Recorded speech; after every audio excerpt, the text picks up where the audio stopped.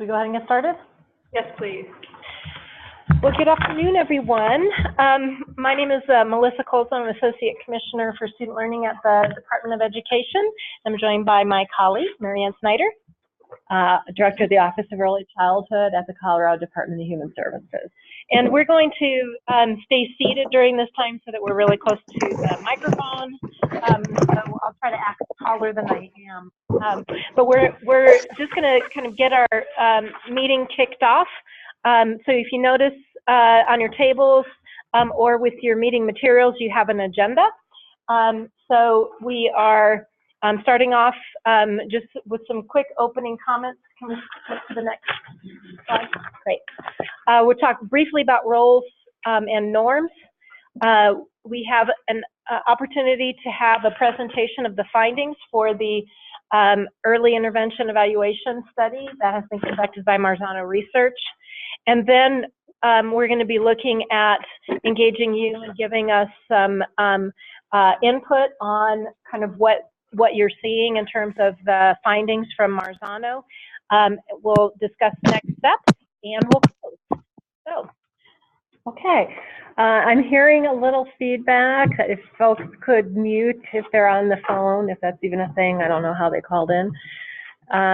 So every meeting we always start out with roles and responsibilities of the Leadership Advisory Group.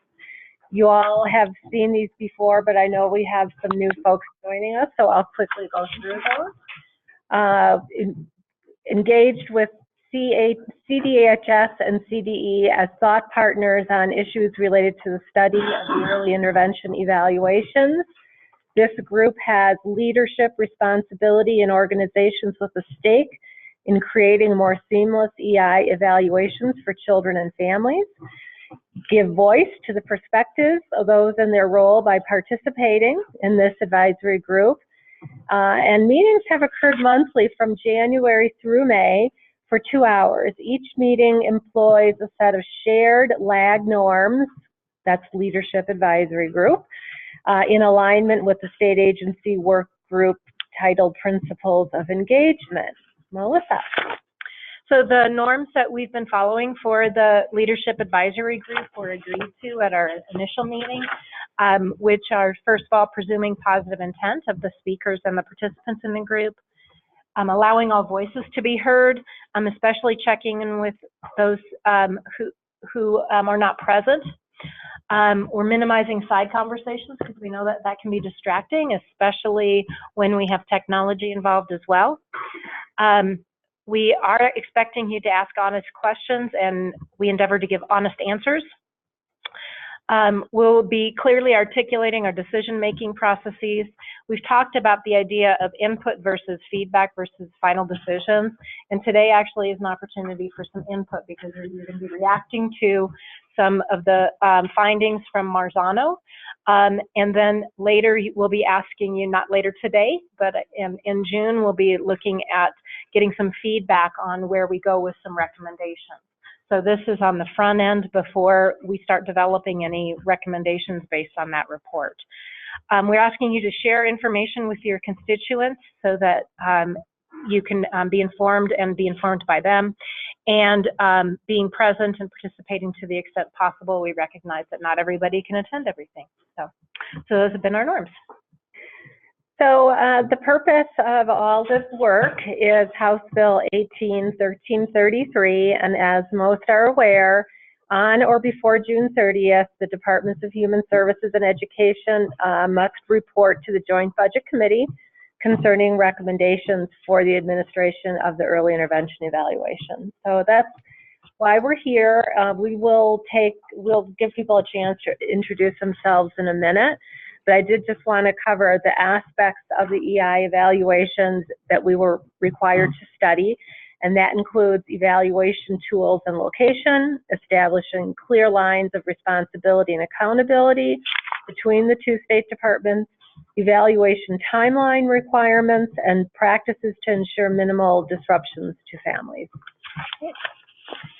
And so kind of where, how this work has developed, the two agencies started working together back in August of 2018. to develop initially an interagency agreement about how we would go about doing this study. But we kind of want to work from this idea of collecting data, and the more data can be connected, we actually start gleaning information from that data. The more we start applying our perspectives, we start to build knowledge. As we look at multiple perspectives, we begin to develop insight into these issues. Where we want to get is to bring together all of those who are in this room, either in virtually or physically, is to develop some wisdom about where we should go with our recommendations for moving forward, with the idea of we want to get to impact and the positive impact for children and families in this early intervention evaluation process. So I really like that kind of graphic, because I think we all have lots of different, we probably each know our dots pretty well, but when we come together is when we can actually form a network and build some understanding about where we're going. So that is our intention. Okay, so engaging with the findings of the study. So who's participating today? Obviously, we have state interagency work group members from CDHS and CDE. We have Marzano Research and APA. We have our illustrious facilitator, Equinox Consultancy, and we have leadership advisory group members, plus additional EI evaluation stakeholders. So what we are asking from you today is to engage with the State Department's thought partners to co-interpret the study findings by listening and learning, ask questions, offer reactions.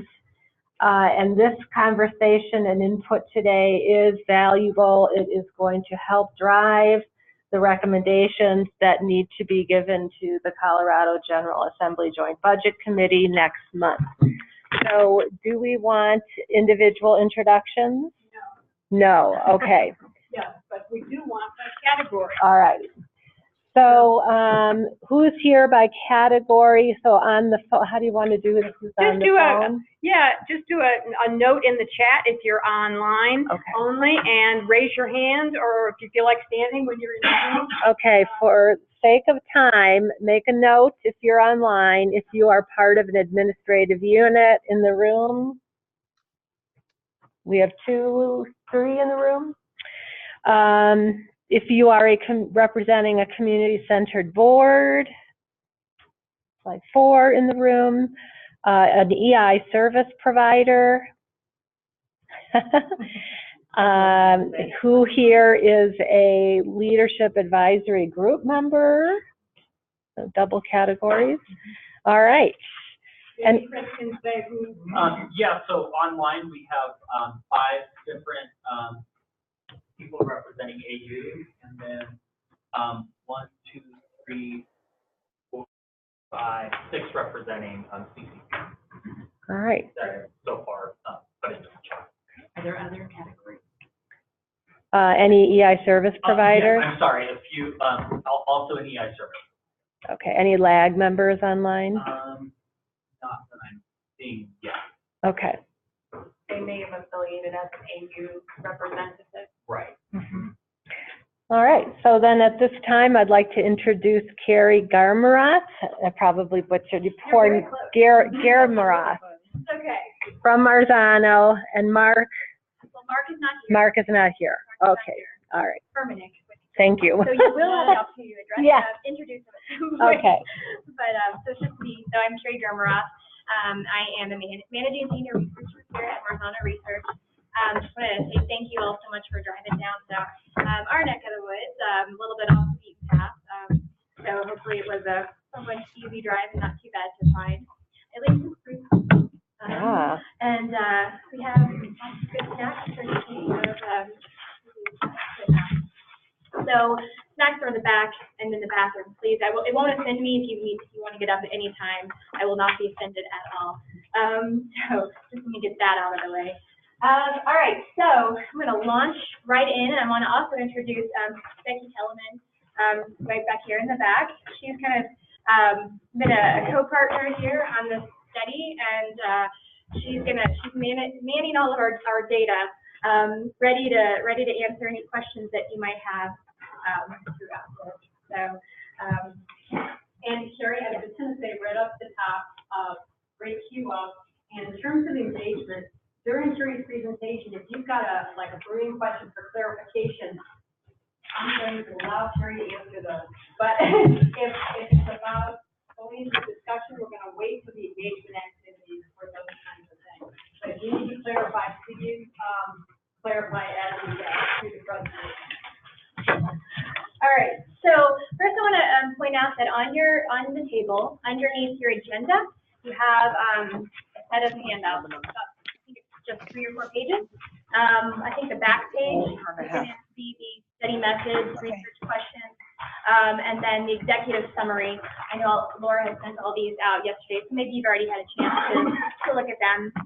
Maybe not. If not, they're there. You can take notes on. Actually, didn't send them out until 8 o'clock this morning. Okay, they went out 8 o'clock this morning, so you have no excuse for not reading. But so study questions. You'll see that we have the House Bill study requirements on this first column here, 1 through 5. Number 5, the actual cost associated with the evaluation. As I know, the message has gone out. We're still collecting that data through the end of June, and so the findings related to that component will be presented in the September 16th study report, that final updated report, to allow us to have more time to collect the cost data. I would encourage you, anybody who's listening, to submit that information if you have not already. So keep it pouring in. There's still time. We've got the study questions that really guided our data collection, and then the methods. And what I want to point out is that we had a mix of existing data, so data that was provided by both CDE and CDHS related to, for example, the number of evaluations conducted annually, related to timeliness of evaluations, and all of this was for the past 3 years. So from 2015, 16, 16, 17, 17, 18. So we have 3 years of existing data related to number of evaluations and timeliness. A lot of our other data, though, is primary data collected directly from stakeholders. And that's because, there's some data limitations in terms of what is currently collected within the system. And so we have to rely on our stakeholders for things like location of evaluation, what tools are being used, and some other things you'll see as we go through. In terms of who participated, so again, you'll probably want to refer to this little cheat sheet as I talk through the findings. So we call them upstream, midstream, and downstream. They're kind of our 3 categories. And then you see the definitions here in the next column in terms of how they're related or involved in the early intervention evaluation process. So we talked to, I think many of you in this room participated in some form, whether it was on a survey or a focus group or both. So we're very thankful for you to have participated. We've got the specific participant groups over here on the right, so you can see that there was a pretty wide and diverse group of stakeholders that are represented here. We were pretty pleased with the family survey response rate at 36%.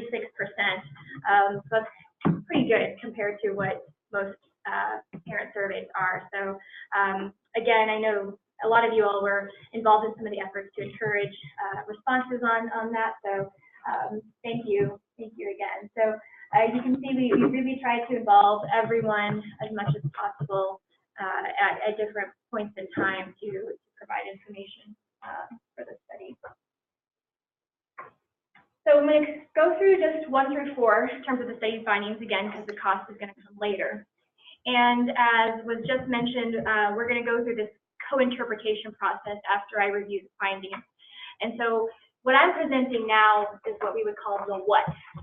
So that's what my little figure here represents, and G will bring us home with all of the what's the so what and now what means. So basically, we're going from the what with the data to the so what. Do we care? Why should we care? What does it mean? To the now what. So what's actionable about this? So keep thinking about that as you're hearing what I'm talking about.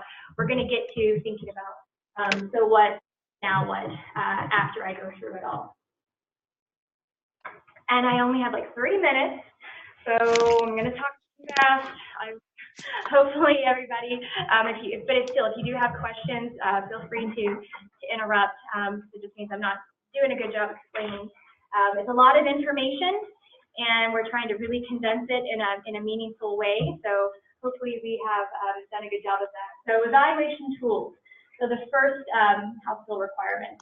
So the key finding, and I'll also just orient you at the top of the slides. It'll always say what number it's associated with in terms of the House bill component, and just reminding you about our what. So while the most commonly used developmental screeners and evaluation tools meet best practices and national standards, participants report that the tools are not used systematically. So what data went into this? Again, because the PD and CDHS don't collect which tools are being used, we rely on participant feedback for this information. So this is what we call the midstream survey. So this were people that are directly involved in early intervention activities. So we asked them what tools they use, so screeners and early intervention tools. So that's part of it. The other part is review of best practices. And what does the literature say about, what is best practices in evaluation tools and developmental screeners? So we benchmarked most commonly used tools against what best practices and national standards, groups like NAECE and 0 to 3 and DC would say, related to the use of tools. So a couple different things went into this. I will also say there's a whole big report that's going to be part of the appendix of this final report. It goes into the process of how did we review the tools. And we started with 86 tools, benchmarked all of those against best practices and national standards, and to whittle down to, I think it's 47 that would meet. We're needing to share the screen and things. Oh, they can't see. So what did our stakeholders say they most commonly use? So again, these are what stakeholders say are most commonly used. Developmental screeners is, Karen? Yes.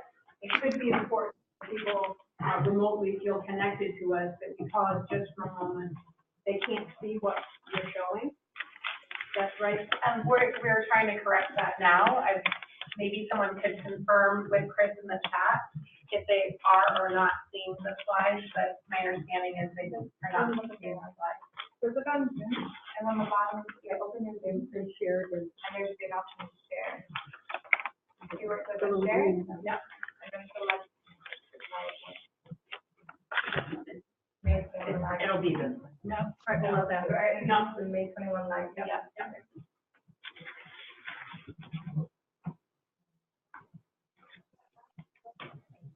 Well, I thought I had all this technology worked out. No, that's good. Okay, take it away, Carrie. Okay, sorry. There you go. So what did our participants, back against everybody on the phone. So most screeners and tools meet best practices. So Ages and Stages and ASQ-SD were the most commonly used tools that's based on what our participants told us on the survey.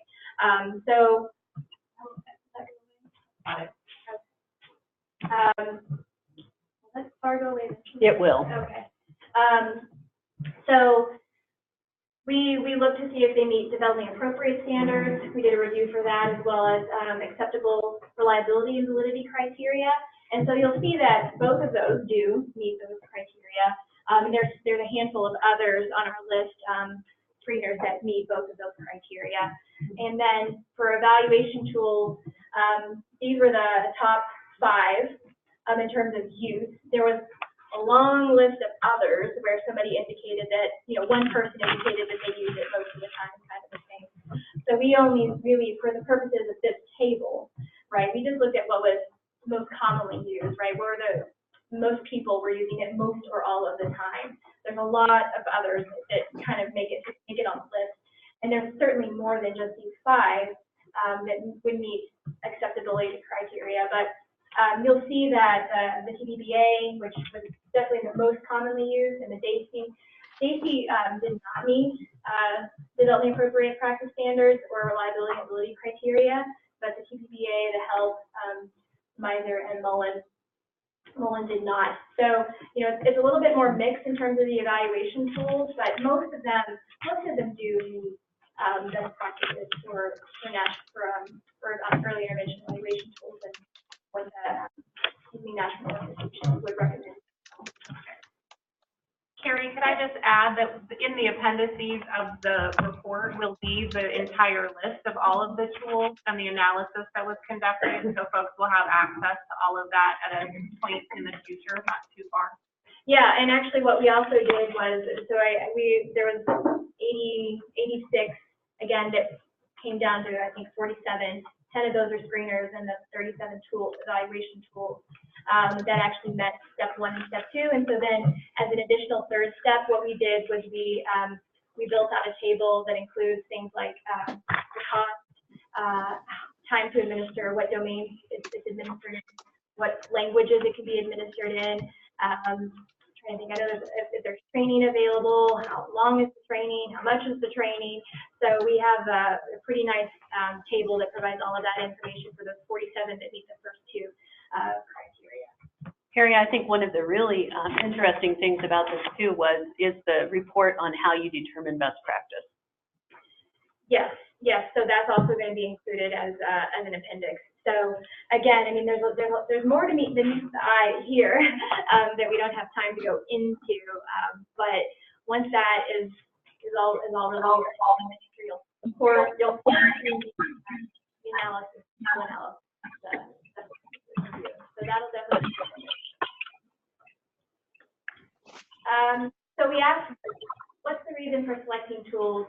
And so the most common reason is availability. Now, participants could select as many as they wanted. It wasn't just a choose one, it was choose all of the 5, which is why you see the ends down here.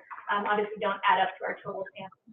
But availability is the #1 reason. And the other reason, the most common write-in, if somebody did write it in, was that it was that child plan evaluation tool party uses. It's kind of like well, I don't really have the choice because this is what is chosen, was the reason.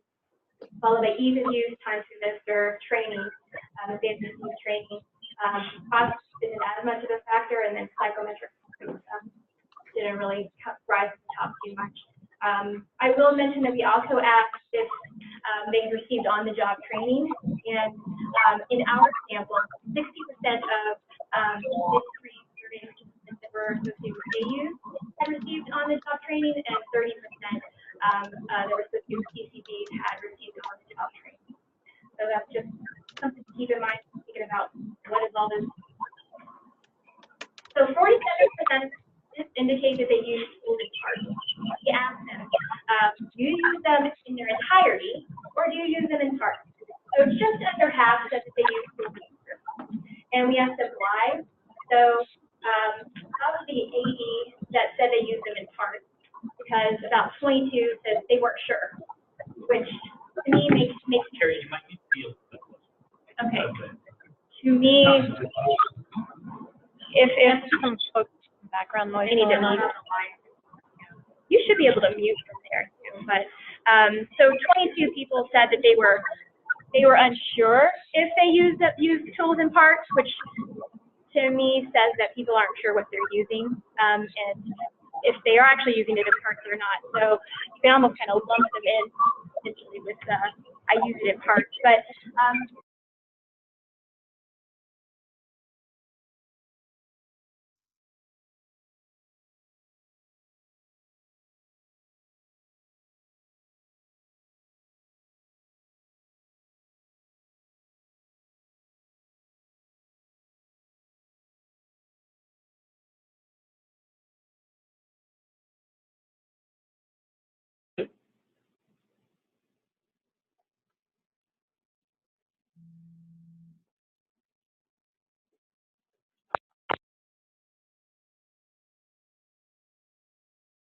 Yeah, Chris. Okay, so not all parts are needed was the most common reason why participants said that they would use a tool in parts. So basically just meaning that they were only using a part of the tool if it was related to specific developmental concern that the child might have been referred for, followed by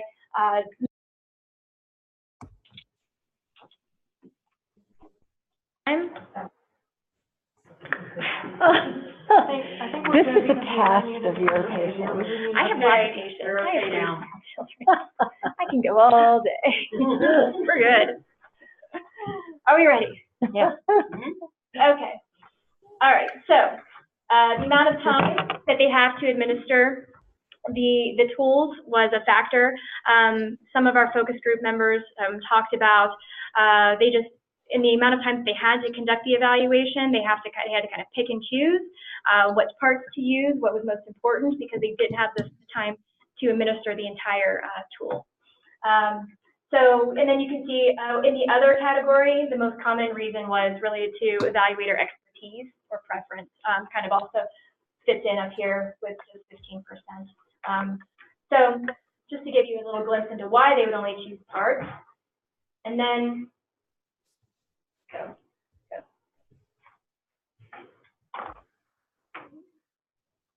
So, why would that stop? Why would that not work? I don't know. Nobody, you didn't unplug this. Aha, it was paused. Who knew such things could happen? Great, it's all recorded. It's all recorded too. Yeah. So you can watch it again. Calamity. For infamy. All right, so location of that. Wait, let me pause. Sorry, I didn't realize I was there already. Let me pause and just see if there's any questions related to number one, which is related to the evaluation tools. So most of them meet best practices, however, they're not used systematically. What were the reasons that they felt that not all parts were needed?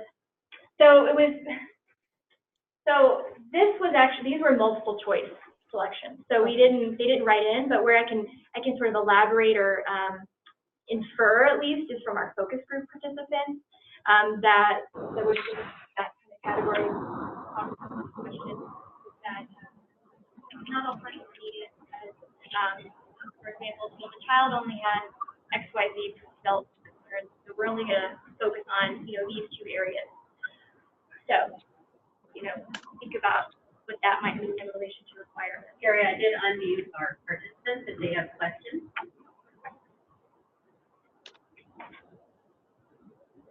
I don't know, G, you're gonna have to tell me about time. Okay, good. Can hold up. Did that answer your question? Thank you. Anyone on the phone have questions so far?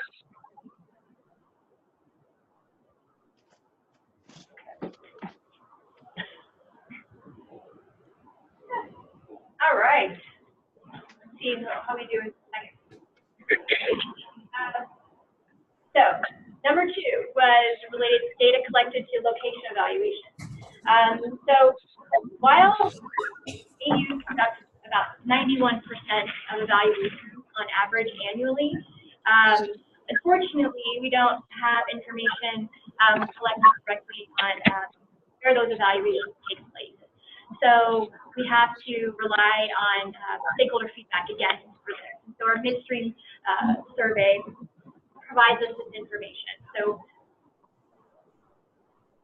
we asked our midstream survey participants where do you conduct evaluations, and most of the time, all of the time, sometimes never. And so we have that data, and then we also have data from parents as well. Our downstream survey is, if you hear me say downstream, I just mean parents. So we asked parents the parents that had received an evaluation since January 1st. So where that evaluation took place. So that's where our information on location evaluations comes from. So again, from the midstream participants and then the downstream participants. So key findings from all of this data is that most evaluations are occurring in families' home and public school sites.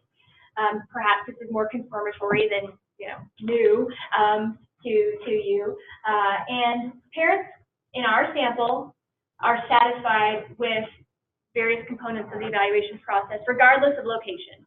So let me show you what that looks like. Pause again. Really? Yeah. I have 20 minutes, Jean tells me. Okay. All right, so this top graph here, this is from Midstream, our Midstream survey, so people directly involved in conducting evaluations. And you'll see this is, again, all of the time is blue, often is yellow.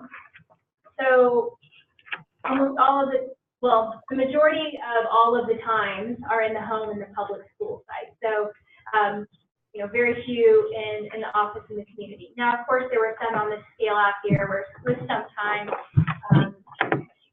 occasionally, but we thought it was most important to look at where they conducted all of the time or often. And then this figure down here, sorry, it's all scrunched, but is from the downstream, or the parents. And so parents who had recently received an evaluation, again, it's somewhat split between the home and public school site, and then an office location. We asked, what determines the location of evaluation for our people directly involved in conducting evaluations? And again, this was not a choose only one, it was select all that apply. And so, and it was also, we asked them amount of time. So was this an all of the time this dictates it? Was it some of the time? Occasionally? Was it never? Again, we found it most important to look at what dictates location evaluation all of the time. And you can see all of the time, the location evaluation is most frequently driven by standard operating practices, completed either in the home or the office. And then obviously these slew of other reasons, and this was all confirmed by focus group participants. All of these same reasons came up, but generally the standard practice to complete it in the home or in the office, or this also should be public school site, came up. But certainly you can see a number of other reasons, certainly parent preference, evaluation staff availability, transportation, chapter referrals, medically fragile children, all kind of factor in, but standard practices most frequently drive location. We asked our families about their satisfaction with the entire process, with scheduling, and with evaluators that were in their home or in the office or setting wherever they were participated in the evaluation. And so this dark blue is, I can't tell right, I'm sorry. The dark blue is the home, gray is public school, and yellow is home. So you can see that public school office, sorry, the little bar down there is throwing me off. So you can see that satisfaction doesn't really differ across locations. Let me pause and stop at number 2. See if anybody has any question on location of evaluation. I have a question. Do you do any literature review on the reliability and validity of evaluation in the home setting and office setting? Well, we did we reviewed the reliability of each of the tools. Each tool, and each tool provides recommendations of whether this is done in the home or if it's acceptable to do in an office setting. Just general assessment of children versus breed. Only, if the publisher provided that information where there's different reliability and validity, if it's in different settings, but I don't recall any of them separating out their reliability. Some of that is included in your best practice. But not on a specific tool. No. Yeah, it's valid regardless of which setting. Got another question here. Yep. Any chance that satisfaction was segregated by race? We didn't collect race. Yeah, we tried to collect. Because we wanted to encourage participation. We tried to collect as little personal information as possible and tried to keep it as kind of quick as possible for parents to respond to. So we didn't collect that information. Yeah, and we couldn't at the end. I'll stop there. Yeah. So. What were the questions asked of the family? Are those listed in the report? They will be. There'll be an appendix with all of the questions that were in the survey. Those weren't the only questions. Yeah.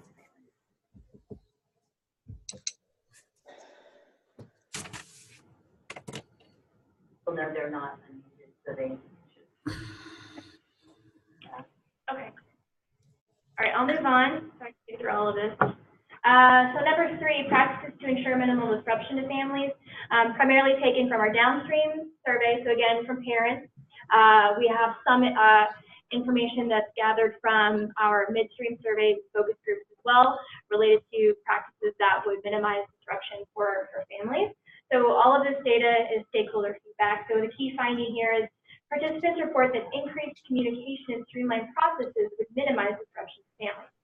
Now, what does the data tell us?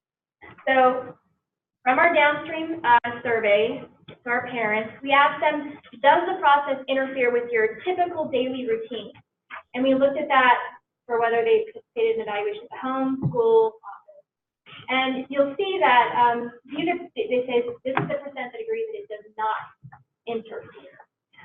And so it's not terribly disruptive for our sample, for this one sample. So keep that in mind. So only 16% of our current sample said that the process was disruptive. Certainly, it's least disruptive for those that are in the home. However, we wouldn't say that this is significantly different between the other locations. We also asked if they were confused by the evaluation process. Again, this is the percent not confused. So it's participant feedback, self-report. You can say what you want about that, but in general, families are not confused by the process. So there is about 8% that did say they were confused, and the things they were most confused by, those that actually provided open-ended responses when we asked them what they were confused about, it was generally communication related. So they didn't know what their child was being evaluated for. They were confused by the questions that the evaluator was asking. They were confused by what the results meant, as well as the next steps. So it was mostly related to communication in terms of the process, and what's happening next, and why is this happening.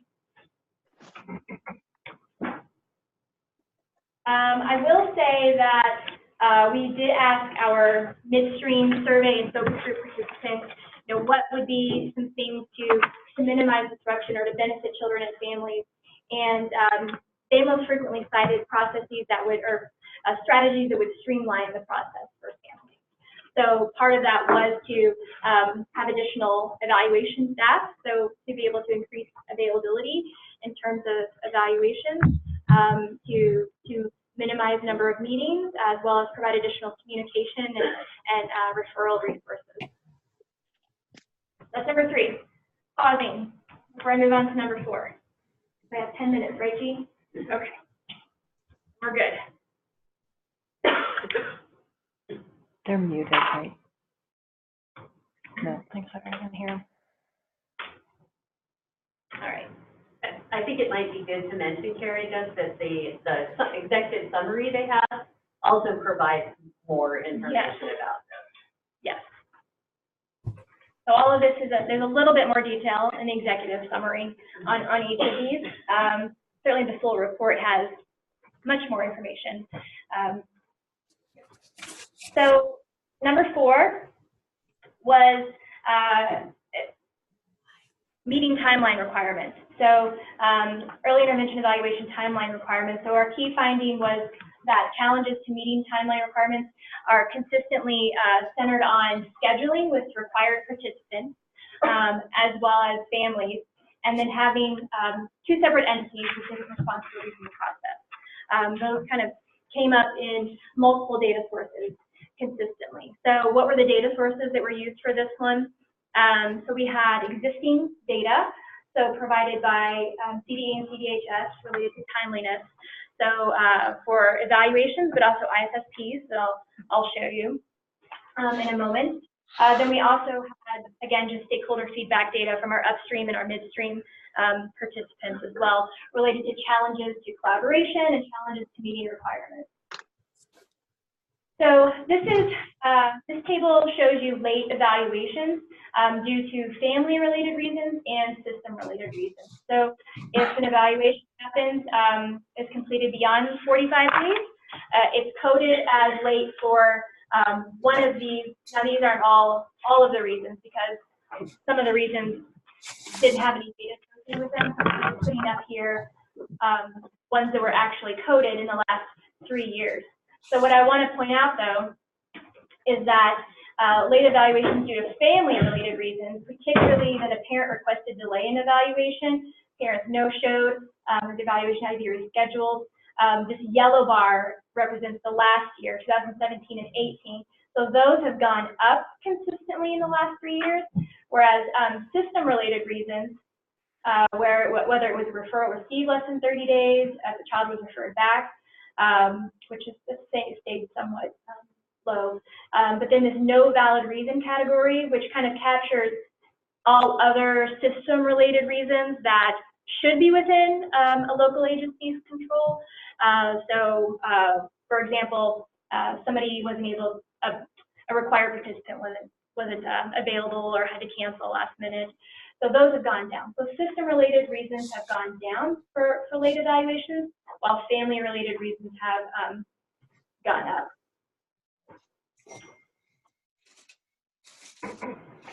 Nope, we're good. This is ISSPs. So what I think is interesting here when we look at late ISSPs is that same kind of pattern, is that system-related reasons have gone down. So whether that was the evaluation wasn't timely, ISSP meeting assistants were not available, or local agencies had, partners had to reschedule, gone down, whereas, again, family-related reasons have gone up over the last year, particularly related to scheduling. So now the two agencies have different codes, which would be nice if they were the same for comparison's sake.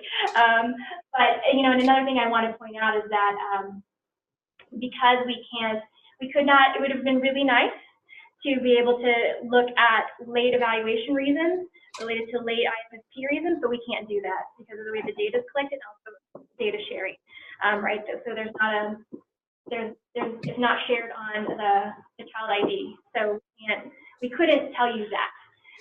We can only maybe try to make sense around that information, but that would have been really interesting to look at for sure if these late system and late family evaluation specifically in the late ISSPs. So, but still, I think it is worth noting that the increase in the evaluation of ISSPs, and you know, you can argue and say, well, is it really a family reason? I don't know. That's up to you all to context. We did ask our stakeholders as well, what are challenges to completing timeline requirements? And when that goes away, most commonly it was scheduling conflicts. This is a multiple choice, so I can't tell you, like, we didn't define that for them, and they didn't provide an explanation, so I can't tell you how they interpreted the difference between scheduling conflicts and families availability, other than what we defined it as ourselves when we were putting these different categories together. That scheduling conflicts would be more related to being able to schedule with all required participants at the meeting versus being able to schedule around families' availability or families just not being available, or those cases where they're asking for appointments beyond 45 days. So those rose to the top, along with the evaluators' time, access to qualified evaluators. You can certainly read yourself, but a number of different reasons.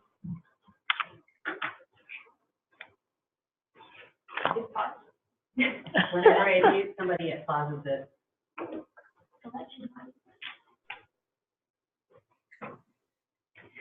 We also asked about just general challenges to collaboration, and 60% of our sample across both midstream and upstream said yes, there are challenges to collaboration in order to complete the early intervention evaluation process. That's 60% across upstream and midstream, across all of the samples. So what are the challenges? And here we have both our upstream and midstream represented here. And so the number one reason here at 74 was separate entity responsibilities, communication across parties involved, scheduling issues, particularly that was again specifically scheduling with all required participants, but not scheduling with families, separate down here. Access to providers, time and capacity of evaluation team members, and then there was quite a few that pulled out some staff turnover caused challenges to collaboration, and then inconsistent processes across entities and travel. So these were the primary reasons that came up with our upstream and midstream stakeholders. Questions on this one, on number 4, timeline requirements.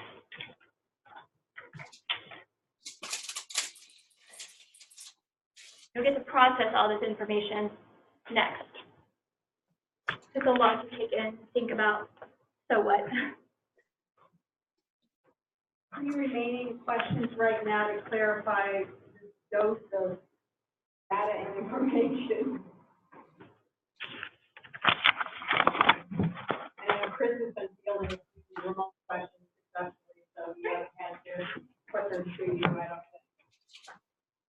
All right, we'll move on. Okay, perfect. If there are. If you do have questions, contact me. Mark will be, if you do have questions related to cost, which we didn't cover today, Mark can field those, and you'll be hearing more about that in subsequent months. Thanks. There is one question. Yeah. If the request related to this executive summary, some of the language around some general blah, blah, blah, is there a way to quantify? Like, I'll give you an example. Some participants under number 4, some participants also frequently cite experiencing da, da, da, da. Yep. Is there a way to quantify those numbers? Yep, we That'd can. be great. Yep. Thank you.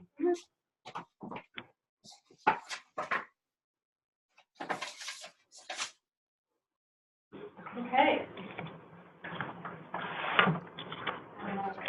This is advanced. Okay, so now, don't take your break right now. We're going to move into some engagement. The executive summary is one piece of a much larger report to be added to over time. That is a lot to take in. You've just been given a very small slice, but the key findings.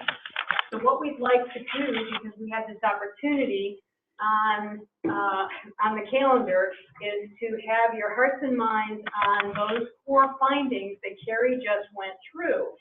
And what we'd like to do is what Melissa and Marianne queued up and what Carrie talked about with the funnel earlier, and what I'm going to remind you is now. We're going to take those 4 findings, and they're the what, okay? I'm going to work in the room with flip charts and you all with sticky notes, but remotely they have a thing called Padlet you may be familiar with, and they will be able to post at their computer site to that Padlet just as you're posting in this room. The 3 categories you need to understand what they are what, so what, and now what. Can that be? No. Okay, all right. The what, as Terry said, is the finding or the conclusion, okay, it's some information. And the so what it's the analysis step we want to do with you. We want to co-interpret. What does this mean? What is this making me think about? How do I interpret this finding? You heard what Carrie said, you heard some conclusions lofted by her and her team, but what are you thinking about that in relation to that one key finding? And we'll take those key findings one at a time, and we'll ask you to do so what, and we'll take a pause, and we'll do now what. Ready for the Padlet? No, no, not yet, no. Okay. So everyone, I'll pull over here for those of you in the room, and the second sheet has what you're going to populate with your sticky notes. I'll pass them around. So I want you to understand what these columns are. Next slide.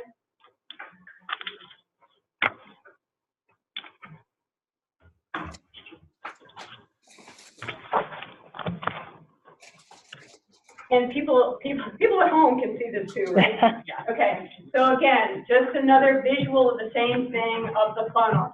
What, so what, and now what? This is an example for you, okay? Right here, the what is right here, and it's gonna be up on the Padlet that they'll see remotely. We're gonna be working on sticky notes in here. They're gonna be working on the Padlet to kind of like, so what? Analyze it. How do we interpret this finding? What does this mean?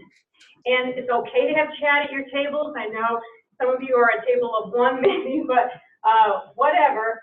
And write on sticky notes, and then I'll call time and collect them. And we'll do a random sampling remotely and live here, what you're saying.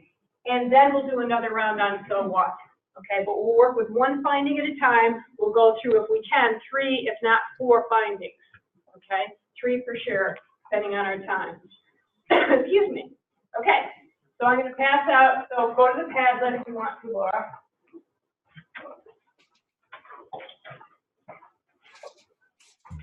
So this is for this question for your table, And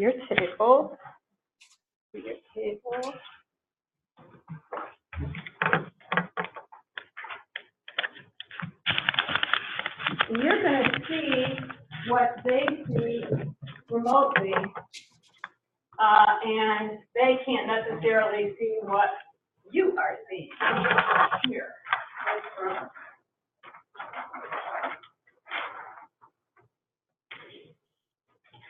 Okay, so on this first one, the key finding we have is while most commonly used developmental screeners and evaluation tools meet best practices and national standards, participants report that their tools are not used systematically.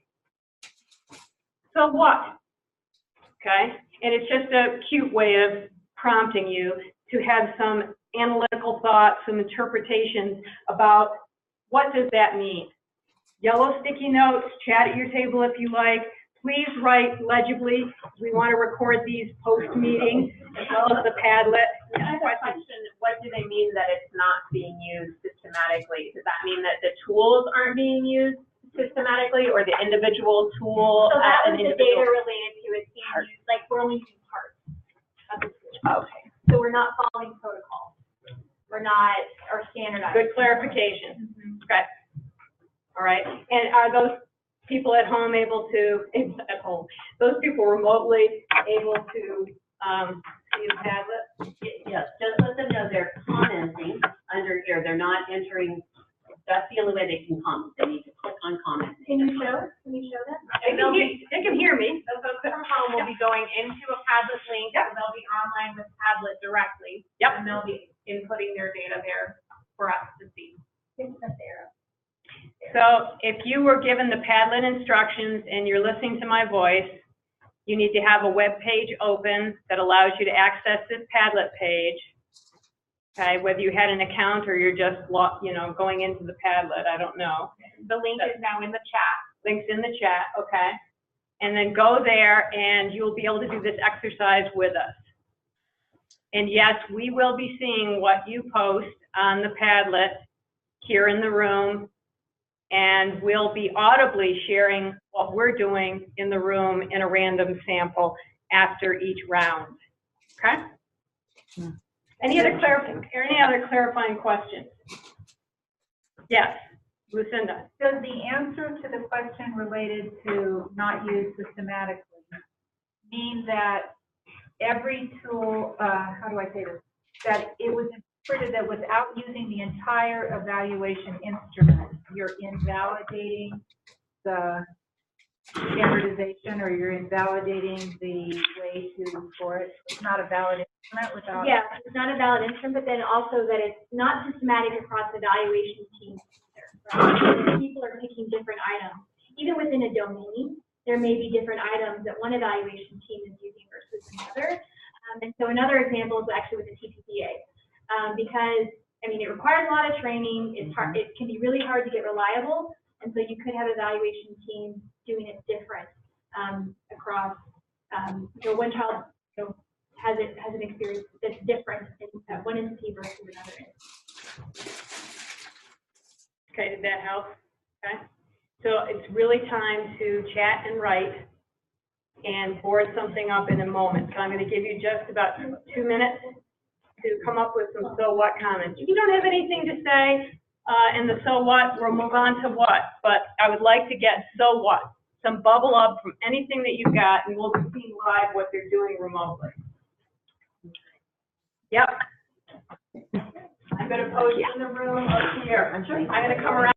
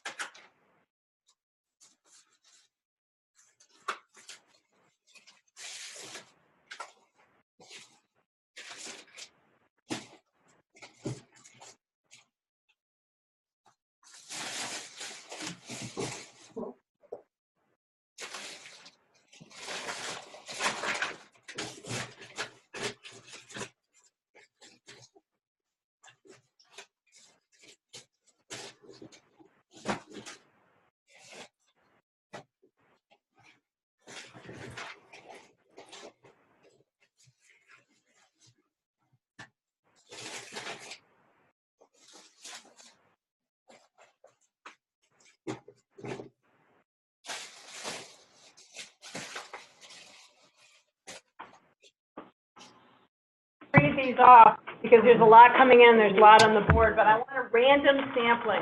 So I'm going around and collecting in the room, okay, and there's going to be dozens, and there's some on the board.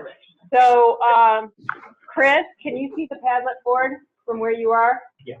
Would you just pick one at random and read me something that's coming in the so what column? Yeah, I thought a child had to be assessed with the area of delay or delays plus one other area. Clinical opinion plus professional judgment could be used in the other. Okay, and one that came up here, who said this one? This table said that some tools are valid when used in Subsection? subsections. Okay, and one from this table? Academic ratings for providers. What, you're analyzing from that? Okay, all right, going remotely, Chris, can you read from the board? Yeah, training is needed to ensure any tool is used to fidelity with in my opinion. Did you all hear that? Okay, and could you tell me one rather than have me read it? It's potentially problematic because sometimes children are referred to concerns in one area and if you don't evaluate all areas, you might miss delays and things that are not being evaluated. Okay. Here, and Chris, one more remotely. We are using recommended tools, but agree that additional training and support is for evaluation teams, teaching them how to do them to fidelity rather than pulling out parts of the tool of the key.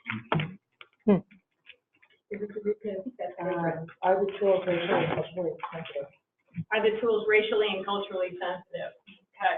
You see, we're getting also some of the now what, there's some hints at now what, which is great, which I expected you were going to get from doing this activity. It's not pure science, it's reactive. And so this is great. I'm going to ask if I got everything in the room. Marianne, do you have one? And don't want to miss collecting anything remotely. Thank you. And in the room, let's move to so what, or excuse me, now what? Okay, the now what is, does this point to something? Doesn't it point to something? Is there some actionable idea that could result from this finding and conclusion in what you've just discussed? Okay, so this is like the end point for today on this one, okay? So spend just another minute writing, please, and please, I guess it's okay if you use the Marzano Padlets rather than give you colors. It is, you can use them. Yeah, I didn't realize there were Marzano sticky notes on the table. So go ahead and use those. And remotely, you will be using your column, now what, okay? Take a minute and write, now what, on this key finding. While the most commonly used developmental screeners and evaluation tools meet best practices and national standards, participants report that the tools are not being used systematically.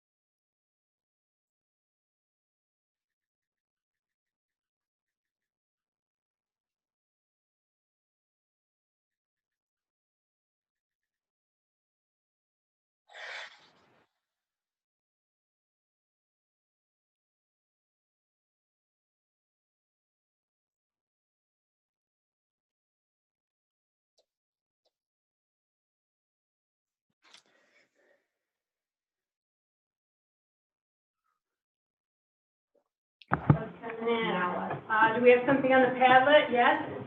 Yeah, there are quite a few. Yeah, lots of things on there. Okay. All right, so in the room, your sticky notes, almost, some people are still writing, all right?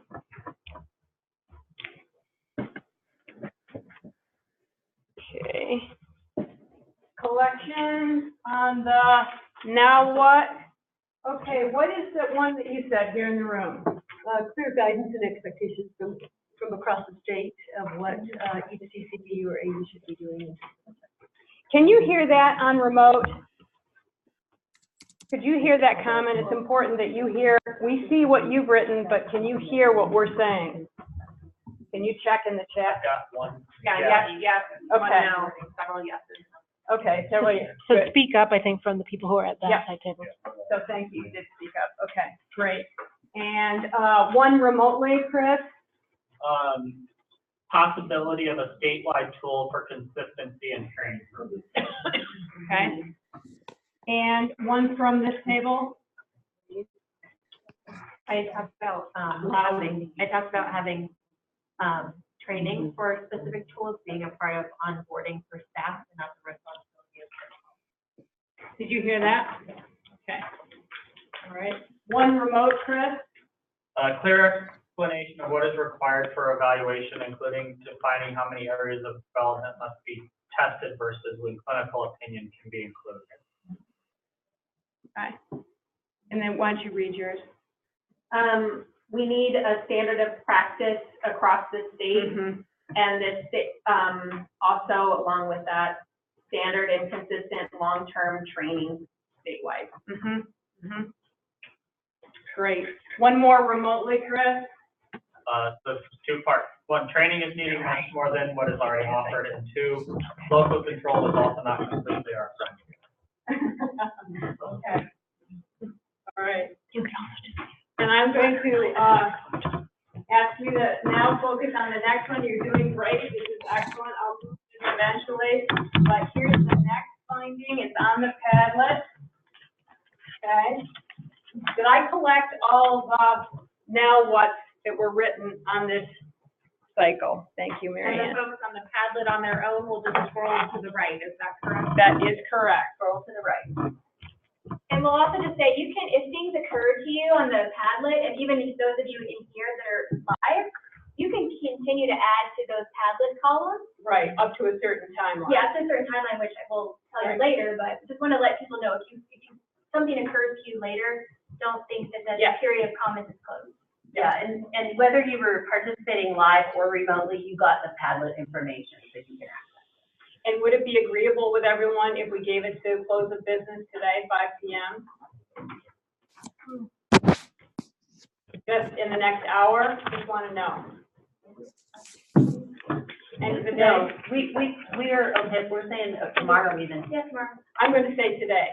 'Cause Well, it's done- yeah. I would suggest, giving people a chance to sleep on. I think you need to give them at least Oh. 1 day tomorrow. Okay. All right. Yeah, I think digesting and thinking is probably a This is friend being here. recorded. Okay. Helpful thing. So, Everybody thinks the thing's at 2 in the morning. so what is that timeline? Timeline. What is that timeline then, that if I want to add to this, I can add to it for how many days? Close of business tomorrow is what I. Wednesday, May the 22nd, 5 o'clock. Fair enough? Yep. Okay. Okay. Did people remotely get that information? Chris is typing it into the chat. Right.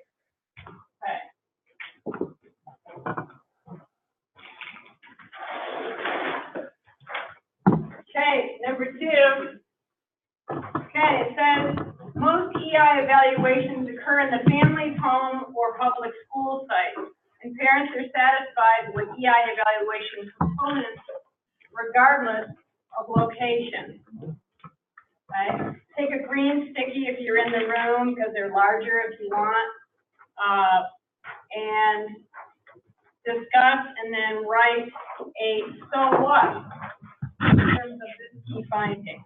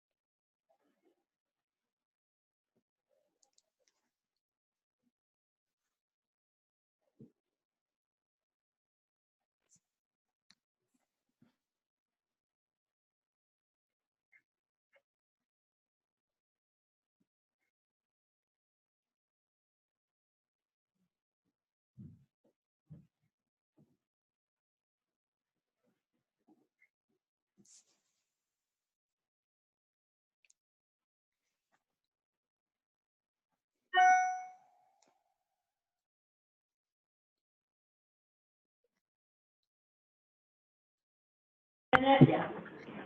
And now start collecting.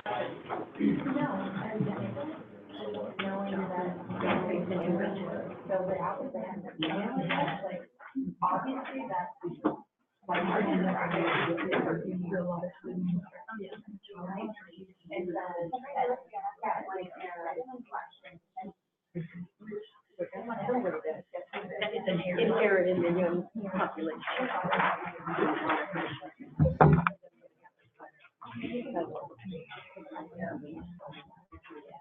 But, you know, I had to answer that.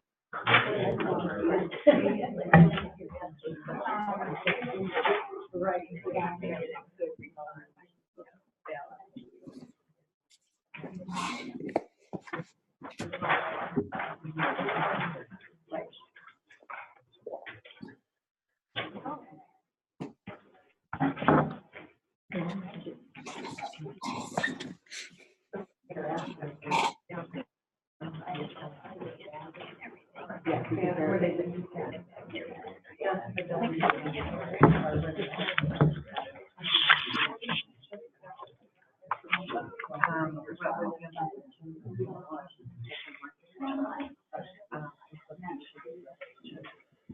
Okay, so what on this one? Location related, you got one written. Anybody got one written yet? I can start to collect.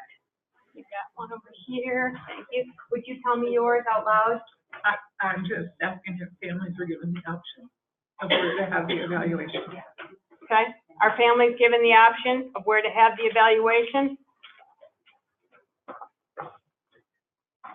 Can I just say something related to that?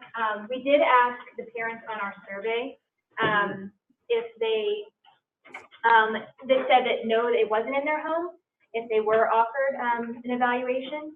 And, I don't have the number exactly off the top of my head, but that is in the report.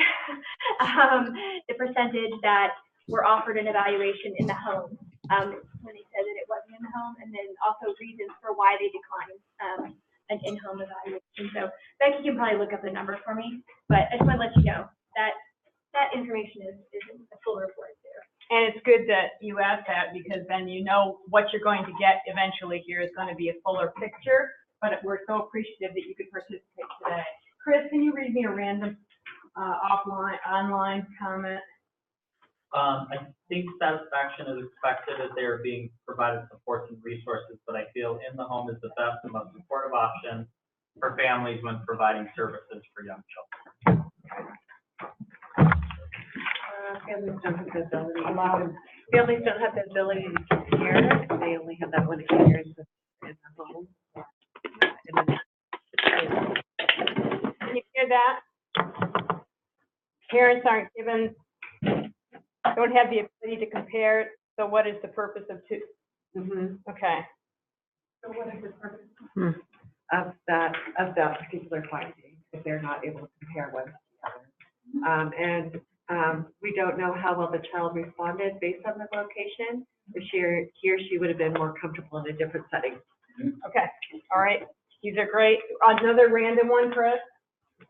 So we are doing really well. We should take the time to celebrate the families report that they are satisfied. Anything that we need to work on to improve the process may be internal struggles. As an AU member, I'm happy to hear that the work we are doing in our office is equal to what is being done in the home. We've worked hard to make it so. And could you read one of you? Going to any agency can be intimidating, but many families will do what they have to do to get help.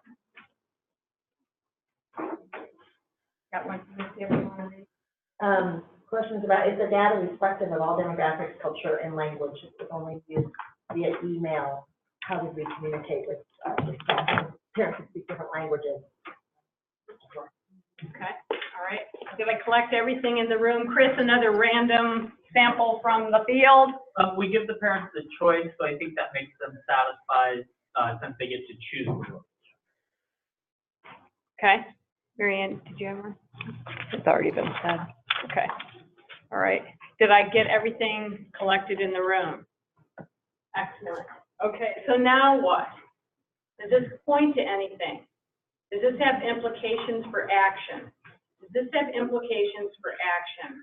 What's an idea that you come up with in your own mind, or you are talking here at a table about that would be a now what based on this key finding? Okay, take it away.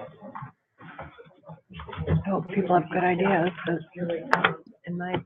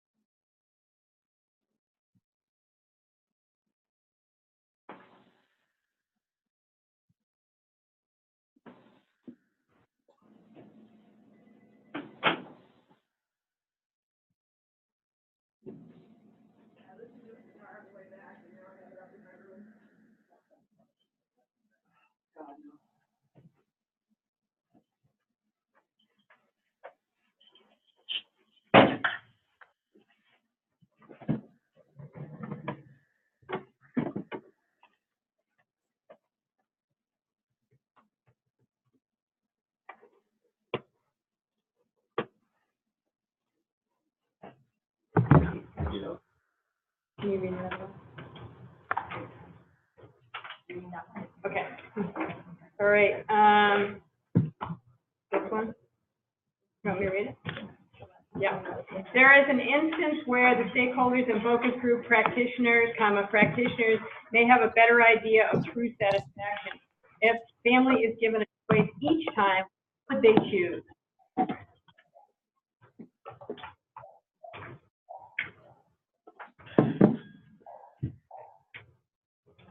Another remote one for us?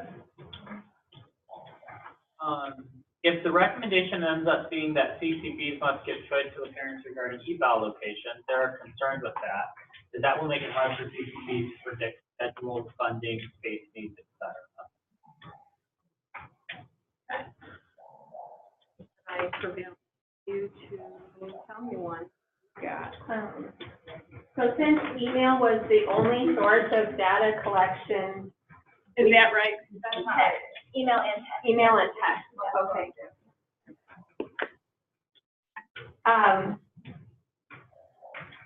We still wonder if race, multiple perspectives, socioeconomic were all taken into consideration. So we feel that the data is good, but it's not fully representative of all the families that were not satisfied. So we would want more information before making a standard of practice. We did make it available in Spanish as well. Okay. So I can tell you, we sent out the information in Spanish, with only those two languages, which I know there's many, many more, certainly. And I think, Becky, in our example, we have very small number, though, that chose to complete it in Spanish. That's not to say that they wouldn't, identify, different ethnicity, but just complete in English.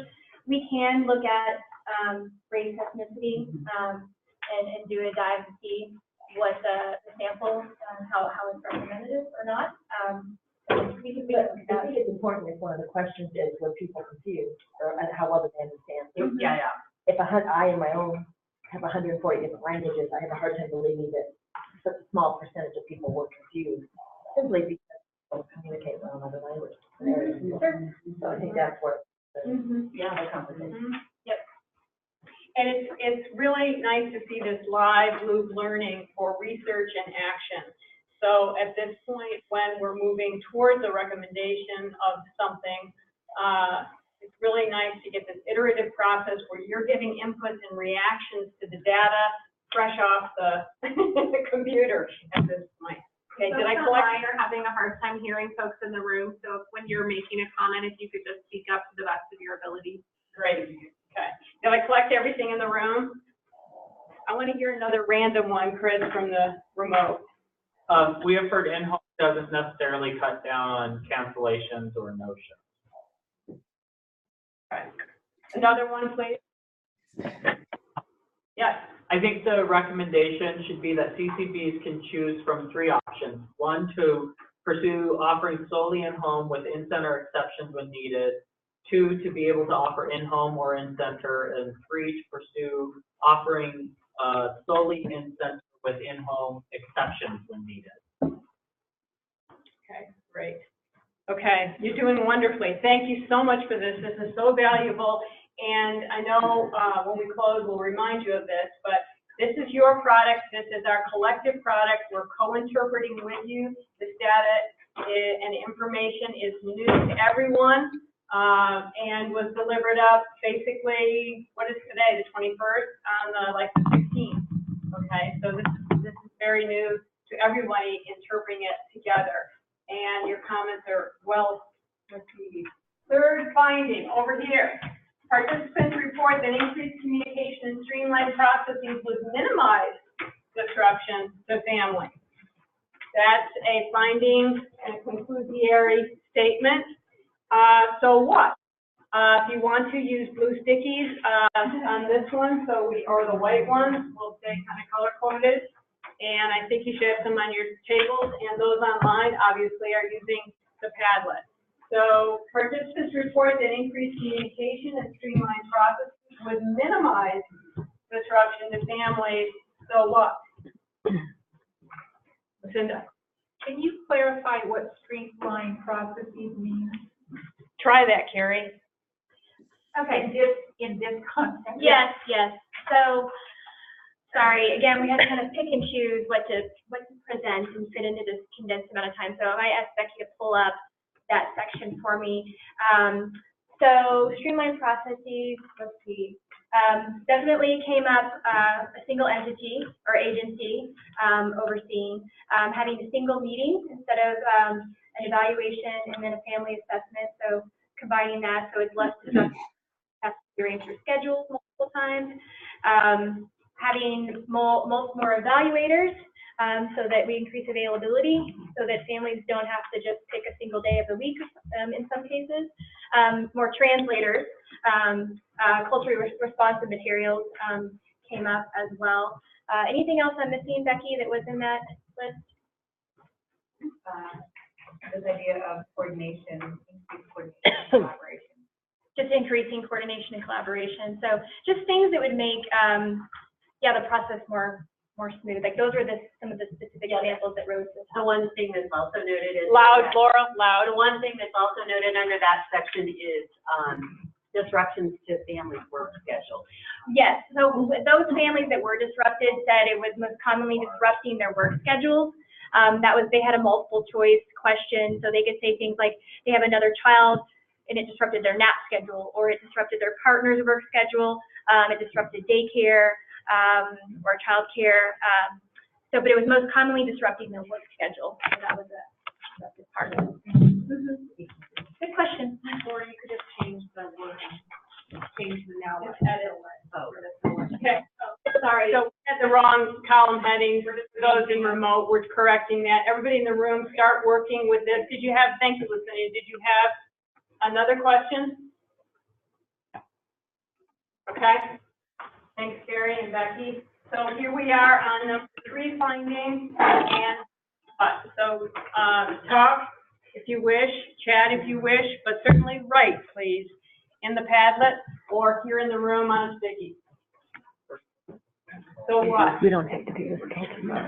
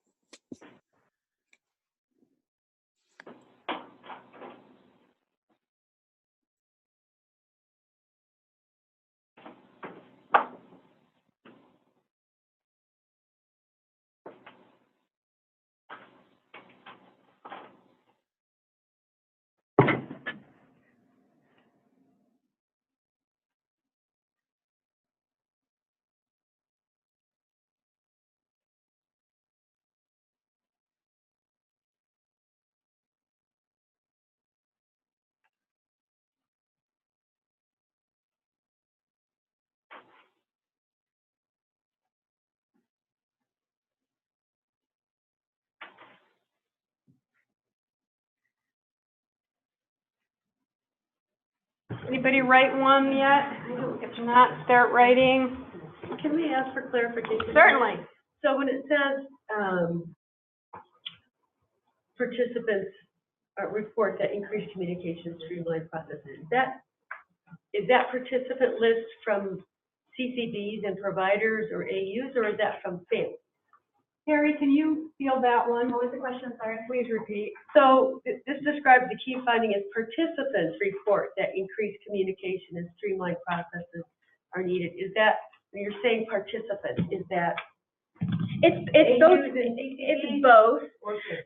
It's both. So it's both midstream, upstream, and downstream. So all of them. So parents, AUs, and CCB. So where it's pulling out of is the parents that say they're confused, what they're confused about, and also those that were dissatisfied. We asked what they were dissatisfied with. And so basically these sort of streamlining solutions. Yeah, it's all lumped together. There's a lot of things as you all are talking, like I could reword that, but that could be much better worded, more clear. So I thank you for that comment. And then from the focus groups as well as the surveys, it was open-ended responses that were coded. So it's from everybody. Great. Okay, I'm in walking through to collect that one. Chris, give me one from online, would you? It is terribly, Oh, sorry. it's okay. It's okay, here, I'll take a different one. A single entity would reduce family confusion and support the transition process by doing Part B special ed as a distinct and separate service. Okay. Some of the issues cannot be solved by eliminating one entity from the process. For example, capacity of providers, translators, et cetera. Got one right here.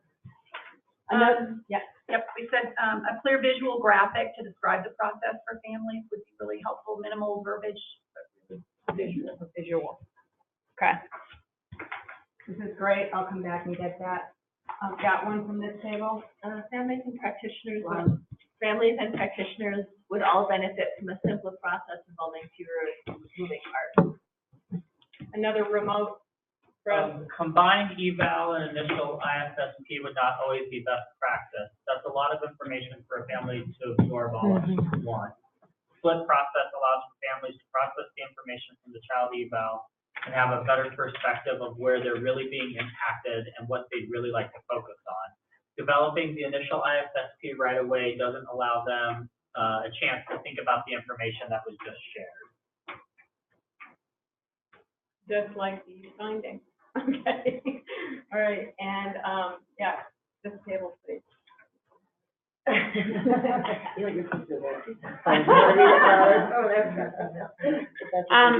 Streamlining makes sense to make it easier for everyone. A single entity would make all the steps easier for families, staff, and evaluators. We had a question of how many families are we missing between calls by different entities? Another remote comment, please, Chris. It is terribly confusing to families when the service coordinator explains the philosophy of the program, but then tells the family they need to be evaluated by the school district, especially confusing when they have a very young baby. Colleen, do you want to say another one? Or?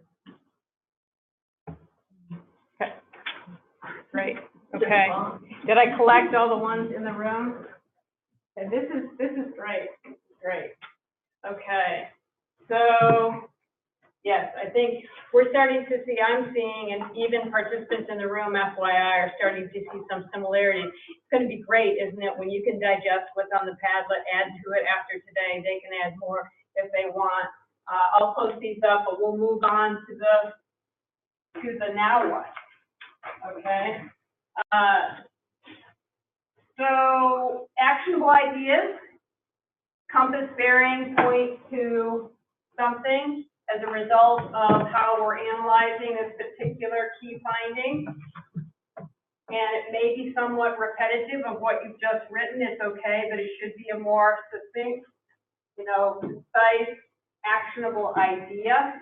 That's what we'd be looking for. Okay, so go ahead and Padlet and talk and write.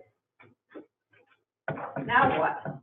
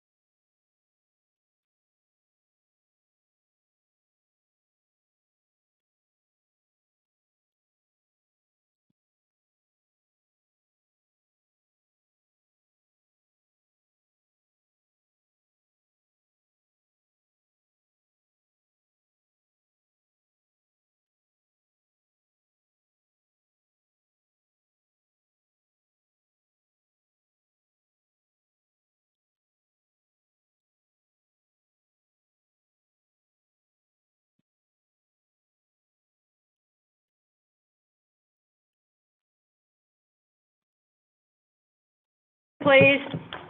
For all the evals, they would need to hire certified personnel to do them, or contract with our AUs if we have such a shortage of OTs, PTs, SLPs, ECSPs providers in our area. Okay. All right, and can you recap that, or do you want to go up, me to read it for the board? So we just felt like a series of tools would be really useful to produce that really help families understand what evaluation is, who is this team of people, what is their role in this, but they're really clear tools that are standardized across. And was this from your table, Heidi? Do you want to say this one? We said families are not reporting disruptions generally. There are no changes. Can you hear that? Okay. Another one from remote, Chris? CCB should be responsible for communicating, coordinating, and scheduling evaluations with people who are trained and understand / follow Part C requirements in a time and place that is convenient for them. Okay, one from this table. No matter what happens, the capacity of the entities will be top of mind. Can you say that again? The capacity of the evaluation.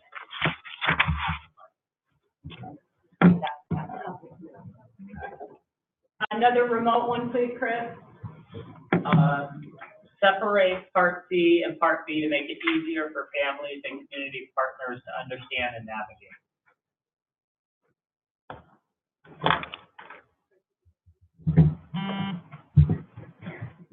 We have a reader at this table. CDHS should be central, should be the central statewide point. However, flexibility locally to work with AUs and community partners to implement a standard of practice would be appreciated. Another remote. And this is the last one available, but have a single entity managing Part C evaluations and IFSP development and service provision. Okay, great. Oh, so amazing. Okay, I really feel like I'm putting you through the ringer here, but there's one more to go. And what I'd like you to do now is to look with me over here. I'll post some of these. We have time to get to the fourth one. Challenges to meeting timeline requirements consistently center on scheduling with regard to participants and families, and having two separate entities with different responsibilities in the process. I will repeat, this is the fourth finding. Challenges to meeting timeline requirements consistently center on scheduling with required participants and families, and having two separate entities with different responsibilities in the process. So what? Okay. So have some chat online, start to scribe on the Padlet, talk here in the room, and write on the, I think they're cantaloupe colored stickies.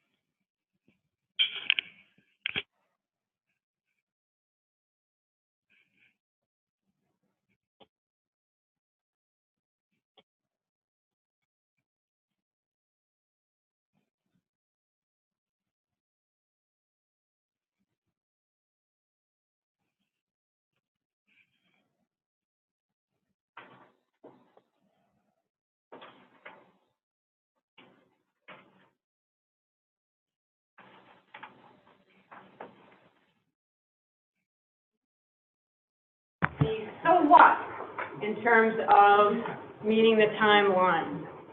Let me start with somebody who's done writing. Anybody done writing? Chris, go to the online, please give me a quote. In our small rural area, we're able to have good communication with our CCB and our meeting timelines on a much more consistent basis, especially since our CCB has had a consistent service coordinator for a couple of years now. That has helped immensely. Okay, did everybody hear that? Audio check. Okay. Please read one from this table. Accountability versus responsibility, that there's multiple agencies that are responsible, but perhaps only the CCB is accountable. Okay. Another remote one, Chris? It is challenging to meet timelines with two different departments with different responsibilities in the process. Again, streamlining the process up front would help alleviate that. Okay. Do I have one from this table? Anybody willing to read aloud, please? Sure. I said we either need a shared responsibility, the CCB and the AU for timelines, or separate Part C and Part D. Mm-hmm. Can you read aloud? Scheduling is complex. Scheduling with families is complex but worth it. We need to be sensitive and flexible to accommodate family work schedules as much. Okay. Another remote one? Part B does not have the responsibility for the 45-day deadline, so getting evaluation scheduled early enough to complete an IFSP timely does not hold the same priority to Part B. They have no accountability to meet this deadline and often cannot do much to increase capacity during the school year. Yeah, similar to number 3, streamlining the process of making things easier for everyone, to be more clear to goals, to give more attention to the transition of children to school and better use of resources. Okay, and is there a compass bearing here? This is the last round. This is the now what? Okay, then fourth finding, now what? What ideas for action do you have in mind? Where does the discussion we've been having on this finding seem to point? If there is a point, or it doesn't point anywhere, or, you know, whatever your reaction is to this one in terms of, now what do we do about this? Nothing is a valid answer, but that's not what I guess that you're gonna come up with.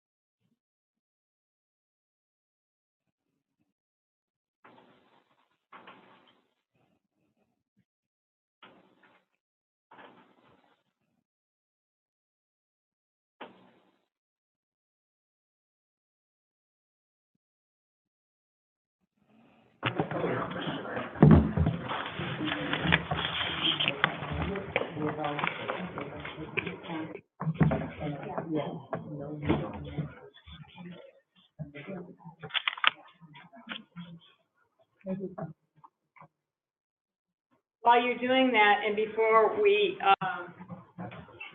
move to the ending of this session, There are some extra copies of the findings up here. They should go home with you for your peers and so forth. This is a draft document, obviously, but if you want to take a copy of it, there's some extra ones up here.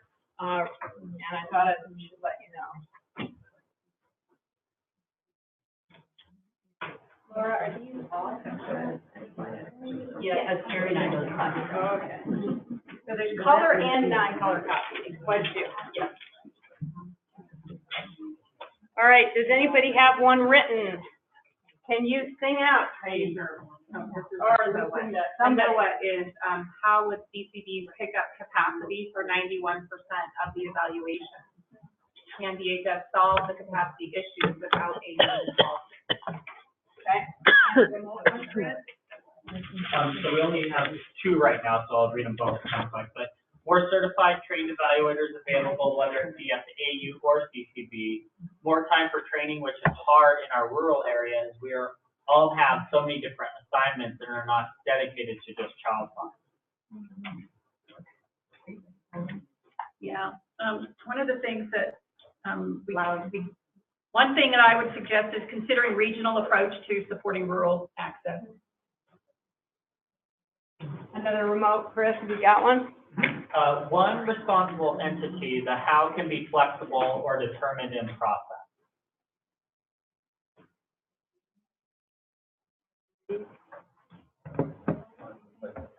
So underscoring the importance of meeting federal timeline requirements and doing what we can to ensure that we're meeting the potential implications for federal funding. Do you have any other remote? There's only 3 remote. Yeah, we do. Okay. Continue the work to look into a different solution. Have CCBs do the evaluations, have CCBs and AUs under the same umbrella so that the expectations are the same. Okay, one from this. We should start the process of streamlining with a reasonable timeline, at least a year, and adequate funding. Making sure that the standard of practice is culturally competent, including race. Okay. Right.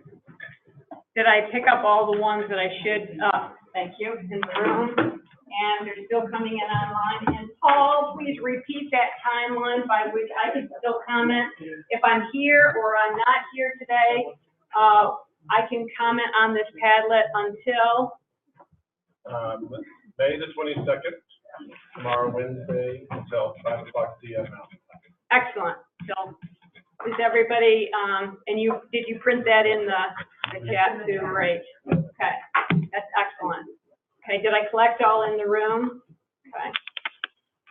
This was very important. It was about gathering reactions, input, and ideas. You met the challenge. Thank you from my perspective as a process facilitator. I'll pass it over to Mary Ann and Melissa to begin to do the wrap-up of this day and what happens from here with this material, as well as the big schedule events to come on HB 1333. Okay, so thank you very much again, G, for your amazing facilitation. There are 2 more opportunities. Well, I'll repeat first of all that we have until 5 p.m. tomorrow to provide additional comments on these initial findings. On June 12th, the Colorado Interagency Coordinating Council, which is the EI advisory body, will meet and explore policy responses and identify challenges and opportunities presented in these initial recommendations. I would assume those are open meetings? Yes? The lab has been invited, and so has Okay. general stakeholders. And is there a call-in opportunity number? Yes, it was provided with the RSVP information for all. 3 Okay. meetings. I do want to let you know that the June 12th meeting has limited in-person participation, so I'm monitoring the RSVP. Yeah. But we don't have a limit for remote participation. No limit for Right. remote. So we encourage all of you to continue to follow the journey as that develops. And June 14th is our final LAG meeting. It's a webinar format. And again, providing an opportunity for feedback to the recommendations in, I'm assuming, the draft legislative report. Got that right? Okay. All right, anybody, I'm going to look to Melissa, any other final comments? In the, Just one thing, Mary Ann, Yep. June 14th is also open to other stakeholders. yes, thank you. So I guess the last thing that I would add is, you know, this has been like a really tight timeline to work on this process. And so, you know, we've appreciated that everyone has kind of committed to coming to some of these meetings and providing some input today. And then you'll be providing some feedback on some initial recommendations. But know that the team, the interagency team, has put in countless hours. Actually, on Thursday, they meet again to start actually looking at what you've said, consolidating that, and start to look at the overall report and beginning to draft some initial recommendations that would be in that report. So this has been a huge time commitment. It's worth the time and energy, but the recommendations haven't been drafted yet. So with this input that you're giving us has been really helpful, and we appreciate the time and energy. And no, one of the things is that one of the commitments that we've made is that we will hear what you have to say. We'll take that into account in making our recommendations. And as you've heard, there are different perspectives, and so where our ultimate recommendations land may not meet everybody's input, and that's just kind of part of the process. But we've committed to making sure that we hear from as many perspectives as we can through this process. So I think with that we'll close up. Sorry that we're ending a bit late, but thank you for hanging in there while those first few minutes of getting everything set up. Thank you very much. Safe travel. All right.